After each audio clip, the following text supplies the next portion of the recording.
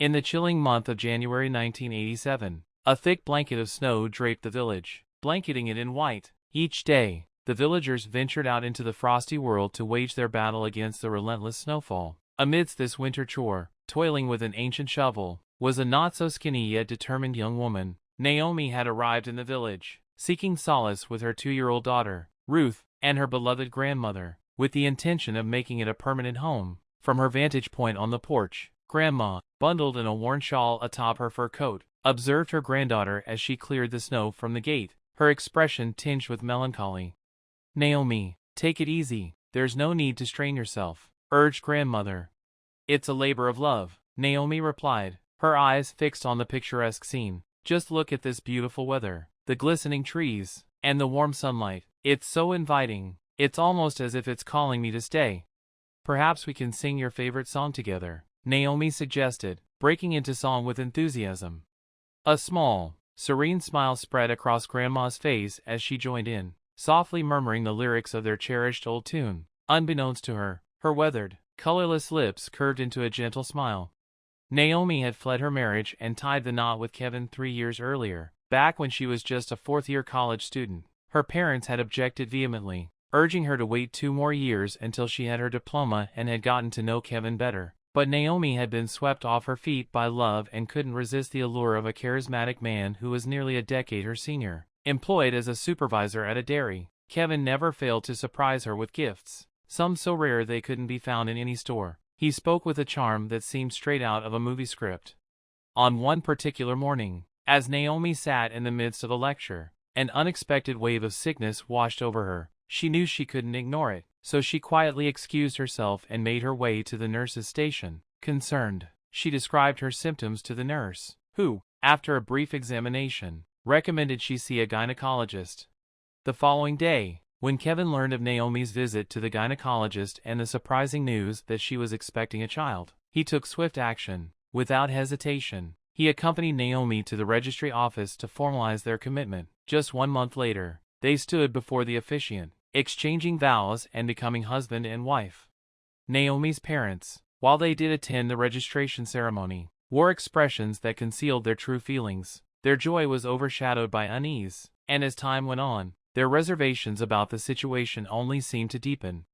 Following their wedding, Kevin wasted no time in insisting that Naomi retrieve her documents from the institute. He made it clear that he hadn't married her for the purpose of having some students gawk at his wife. Now, as she waits for her husband to return from work, Naomi is devoted to making their home warm and inviting. To her, coziness means cleaning, preparing delicious meals, and ensuring she greets her husband with an obligatory smile upon his return. She takes genuine pleasure in these tasks, although they come with the caveat that Kevin's work sometimes keeps him out late into the night. Regardless of her own fatigue or condition, Naomi faithfully waits for Kevin, ready with a hot dinner to welcome him home. The sky above seemed to remain silent, reluctant to admonish him for his frequent lateness and drunken arrivals.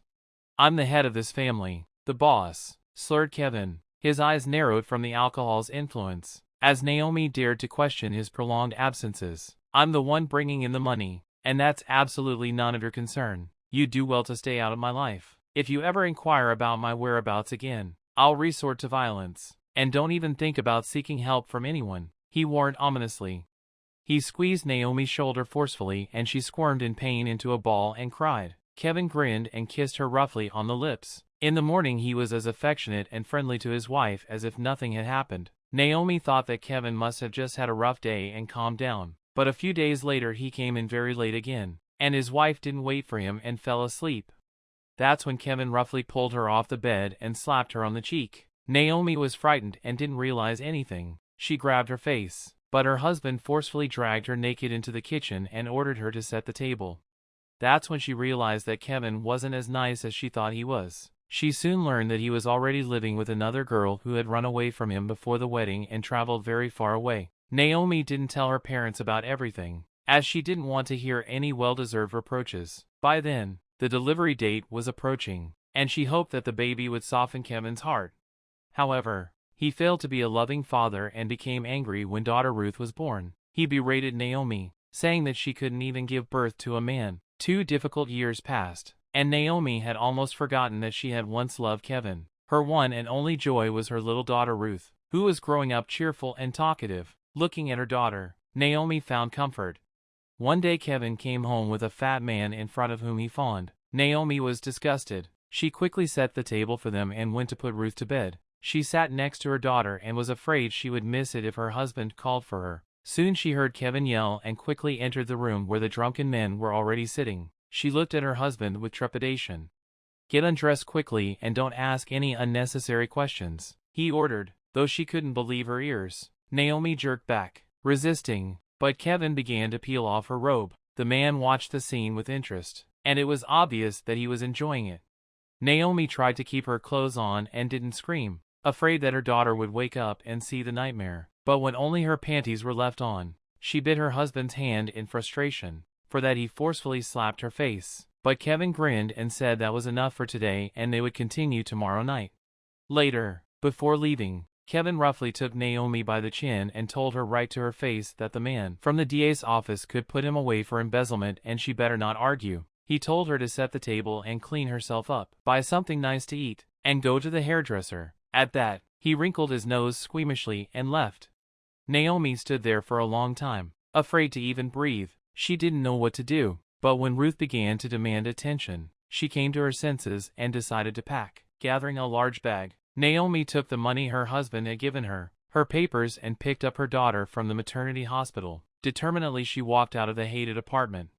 Naomi was embarrassed to go to her parents' house since she knew Kevin could have found them, so she went to her grandmother's house in a small village. Those 7 days she spent there seemed like the happiest of her life. She had no fear that her husband would find them. Since she had never told him about her grandmother, she felt completely safe here. Naomi enjoyed stoking the stove and cooking borscht on it. She took care of Ruth and shoveled snow in the yard, all the while humming like she had 3 years ago, before this creepy family life. While shoveling snow, Naomi bumped her shovel on the driveway and was astonished to see the shovel's tip easily break in half. Her grandmother advised Naomi to go to a neighbor who, though strange, was a good man and could fix the shovel. Naomi took both parts of the shovel and went through the snowdrifts to the neighbor's house. Everything there had already been shoveled clean of snow. "I wish someone would help me like that," thought the girl and shuddered. No, better without helpers. She boldly opened the door and cautiously asked, "Anybody home?" No one answered her. Then Naomi walked across the porch and peered into the room. At the table with his back to her sat a man in an oversized gray knit sweater. He did not react in any way to the noise at the door and continued to eat something. Naomi remembered her grandmother's words that the neighbor was not scary, but very good, and boldly went over and clapped him on the shoulder. What happened next, she did not realize at once. In a second the girl was clasped by the strong hands of a man who was already standing in the middle of the room. A chair was lying off to the side, and a small, overgrown, stubbled man with a burnt face was laughing in the doorway.